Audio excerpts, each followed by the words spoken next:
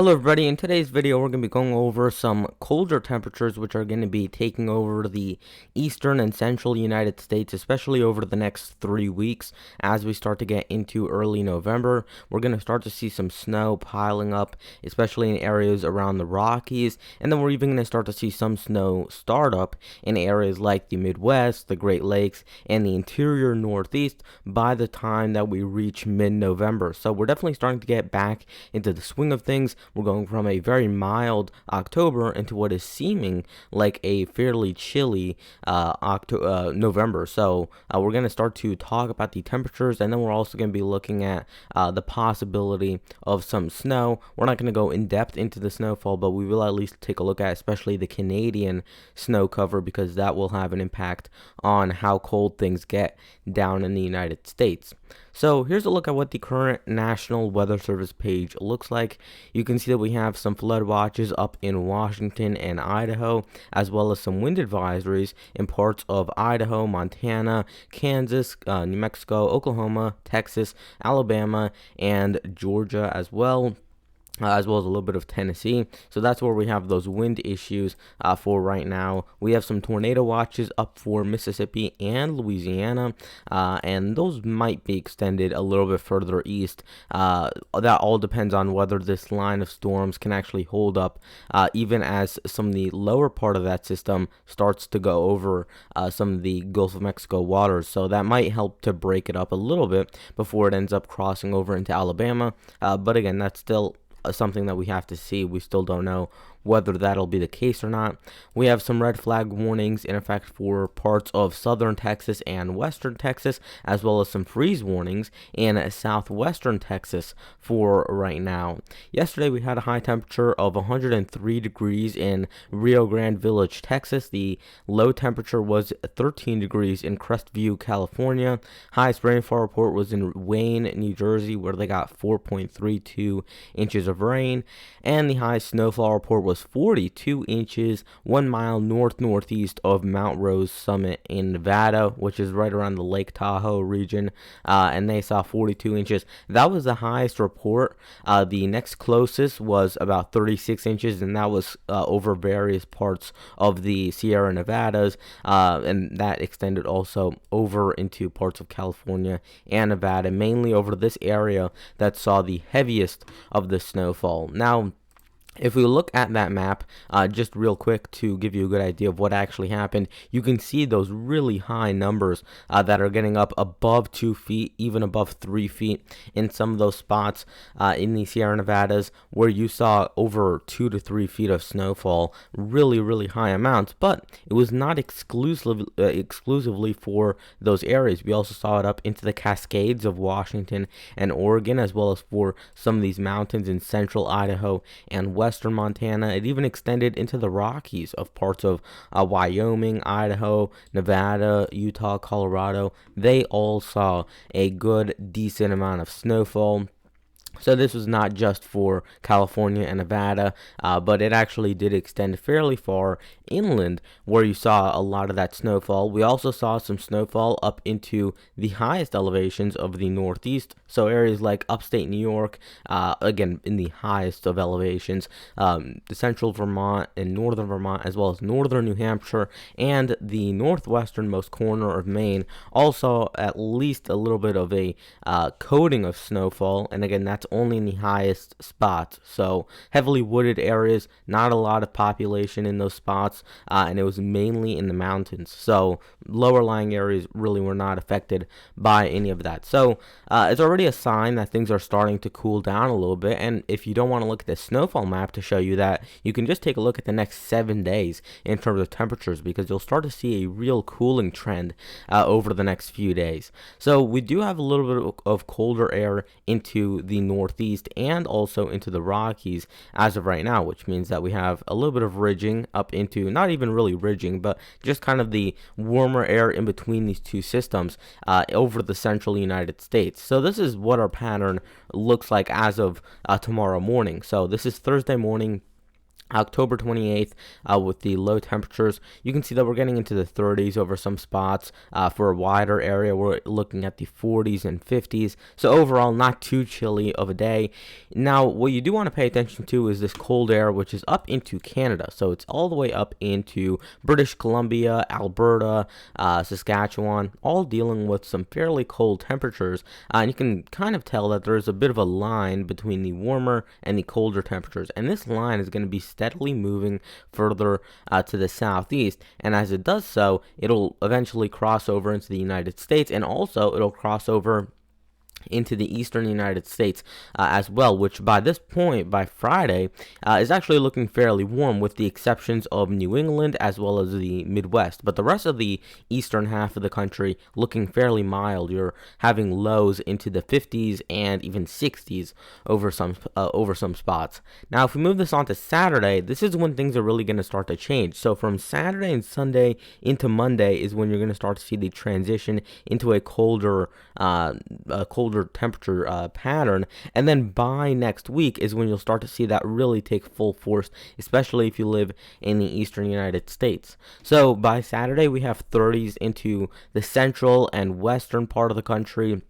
You're into the 20s if you live up in Canada, especially over Western Canada. So you are starting to see a little bit of a direct flow of cold air from parts of northwestern Canada all the way down into the Rockies. And eventually that colder air, which originated in northwestern Canada, will move into the Rockies and then eventually into the eastern United States. So air that might have started all the way up in the Yukon might make its way all the way down from the Rockies into the eastern United States, and that's how you get cold air to really stream its way from Canada all the way into the United States. You really need a good direct source of cold air, which we have not had for much of October. Now, moving this on to Sunday, again, you still have 30s, but those 20s do move into parts of Montana, the Dakotas, higher elevations of Wyoming and Colorado as well. If we move this on to Monday, which is November 1st, so Sunday is going to be Halloween, and then the day after, really, it does get quite chilly in the morning hours. So as you're getting up for just to start the new work week on Monday, November 1st, you're going to actually have some rather chilly temperatures over these areas. You're going to have temperatures getting down into the 20s and the 30s for most spots, and even into the 40s if you live along the East Coast or in the Southeast as well. So you're getting some rather cold temperatures, but nothing overly cold. And then as we move this on to Tuesday, which is November 2nd, you can see that we have still those 30s into the central U.S. You are starting to cool down a little bit more if you live into the Northeast. So these areas are also getting a bit of a cool down into the 30s and even some 20s as you get further to the north. And then as you get to Wednesday, November 3rd, still not a lot has really changed. You have pretty much an east-west line. If you live north of that line, you're relatively cold. If you live south of that line, you're milder, but still nothing that's super duper warm. So by this point, I would say about 75% of the country is a little bit colder than normal, with the exception being the southeast, which might stay a little bit warmer. Also, parts of the southwest might stay a little bit warmer, but overall, it will be a fairly chilly pattern. Now, we're going to end it here for the temperatures, just because once you get past 7 or 8 days, it does become a little bit less reliable. But let's move on to talking about the upper air maps, because I find these to be a lot more useful than looking at the low temperature maps, because those are going to change day to day. Now, if you were to look at yesterday's video, you would definitely see a change between the low temperature forecast from then and the low temperature forecast from now. So there is some differences, not a huge difference, but one thing that's going to stay fairly similar is these upper air maps. Not entirely, but it at least will give you a good idea of what's happening, and from there you can make your own assumption, and you really don't have to rely just on what the model's showing, because if you're just looking at the surface, you really have no idea what's actually causing that. Once you go a little bit higher up in the atmosphere, you can tell what's actually happening, and then again, you can make your own predictions from there. You can't really make a prediction just based off one surface map, because of course we don't know whether that's entirely a correct or accurate forecast. Now, we have to start off by Friday. a trough into the east, and then we have another area of colder air into the northwestern part of the country, maybe also into western Canada. So this is where your cold air is actually going to start from. Now, this is kind of a placebo area of cold air. This is not going to last too long. So while for the next day or two, it might be a little bit chillier than normal in the eastern United States, it's really not going to be the full shot of cold air that you'll have once we get to next week. So here's Saturday, and you can see that we have that little trough, which was up in British Columbia, now moving all the way into areas like Saskatchewan and Manitoba, and eventually maybe dipping south of the border. Now, if we move this on a little bit more, here's Sunday, which is October 31st, so this is Halloween, and you can see that we have colder temperatures, or at least some troughing, into parts of central Canada and the northern plains, as well as for right along the east coast. We have more of a temperate or kind of average pattern for the rest of the country, so really not seeing any big fluctuations in the jet stream unless you live basically north of this line. So if you live south of there, if you live south of about here, the jet stream is fairly flat. We're not dealing with really any movement. You do have some amount of troughing again for these areas, but the rest of the country dealing with a fairly straight west to east flow of air. No real source of cold air, but also not really a source of warm air. So you're really going to be quite close to average. Nothing that's going to be spectacularly cold. Now, if you move this on to November 1st, here's when you start to see some of these colder temperatures start to rise up a little bit more. So this is, again, Monday, November 1st. And you can see that we have colder temperatures into the northern plains. We do have some amount of colder air up into Quebec as well. I know I have a few viewers from Quebec and also parts of Maine, New Hampshire, and Vermont. And you guys will be feeling some of those colder temperatures as you get into the first couple of days of November and maybe the last couple of days of October. And that might even come in the form of snow, especially if you live up in Quebec or Ontario, especially the areas that are south of the big, or that are north of the big metro areas. So central and northern Ontario, central and northern Quebec as well could be dealing with some of the colder temperatures leading to some early snowfall. Now, if we move this on to November 2nd, you can see we have that big trough over to the Great Lakes, and this is providing a fairly good cold source of air.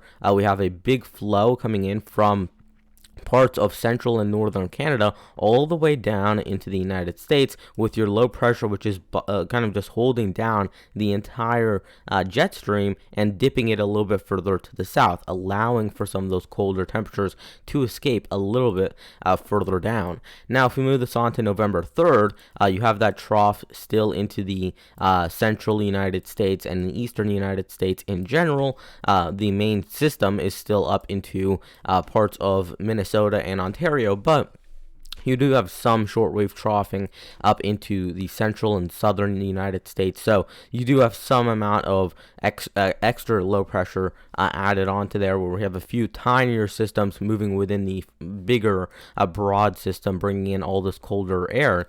If we move this on to November 4th, you can see we have an elongated trough over the central and western U.S.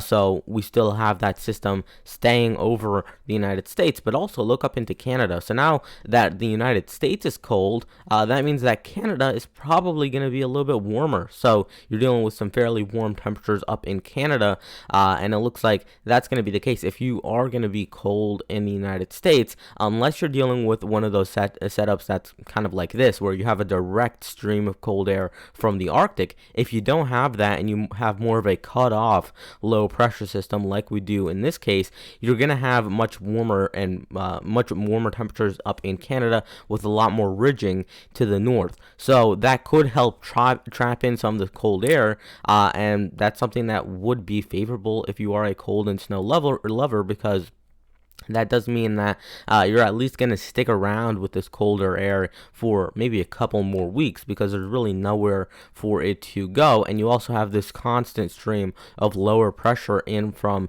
the Pacific. So those storms come in from the Pacific, they generate more energy, and then they move into the United States and they kind of go up with some colder air. So that's how this entire setup is going to work. And then if you move by Saturday, which is November 6th, so next Saturday, you can see that we have low pressure into the east, low pressure into the west. You still have your ridging up into Canada, and you have this straight east to west flow, which is going to deliver this system from the west coast all the way through the central United States and then eventually along the east coast. So this entire pattern is going to follow itself. It's going to kind of be just a train of low pressure systems. You're going to have this one move out. You're going to have this next one come in. I'm sure that behind this one, there's another one out in the Pacific that would be ready to take its place. So you're going to have a constant stream of some chillier air, and right in between those systems, you'll have your little pocket of warmer temperatures. So you might get 1 or 2 days of warmer temperatures,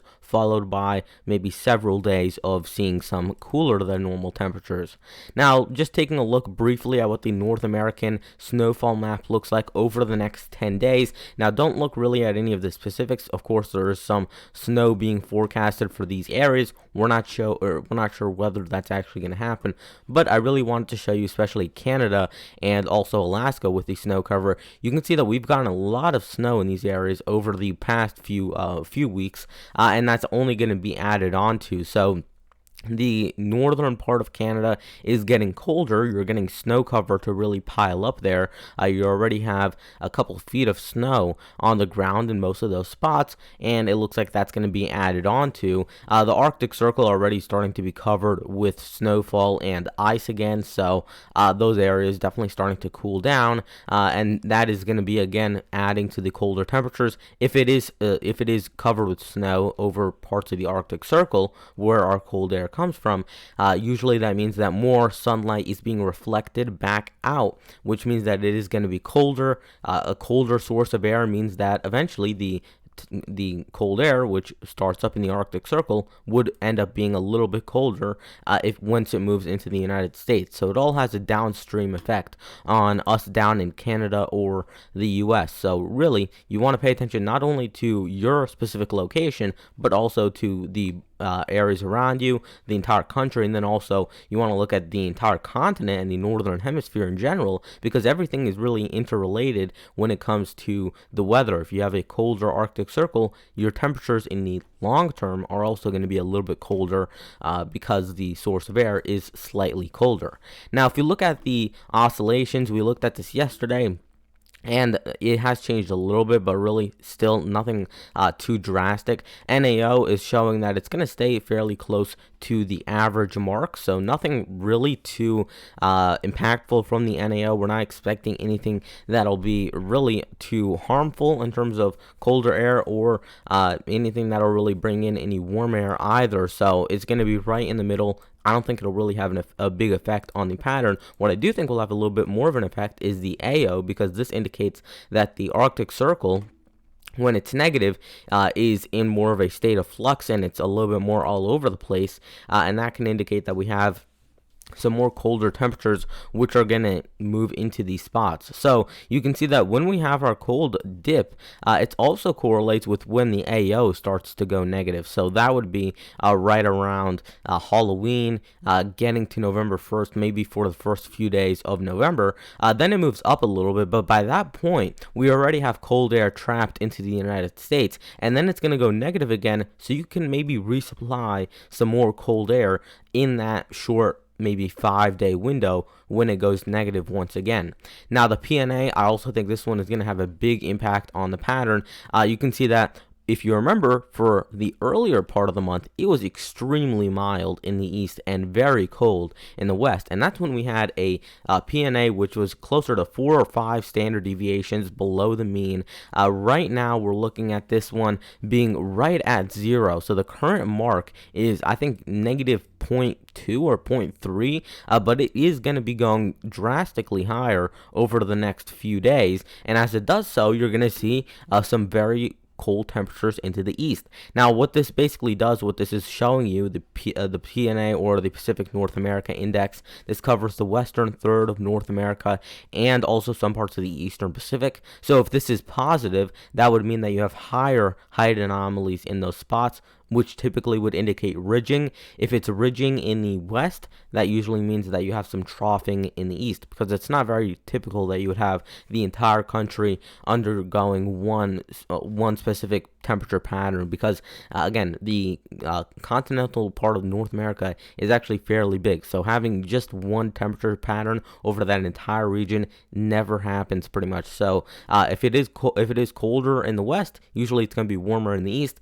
If it's warmer in the west, then it's probably going to be a little bit colder in the east. So when this goes positive, that is a good sign that you're probably going to be dealing with something a little bit chillier than normal into the eastern United States. And really, there's no signs of this going negative anytime soon, or anytime at least within the next 3 weeks. So I think we're set, at least for the first half of November.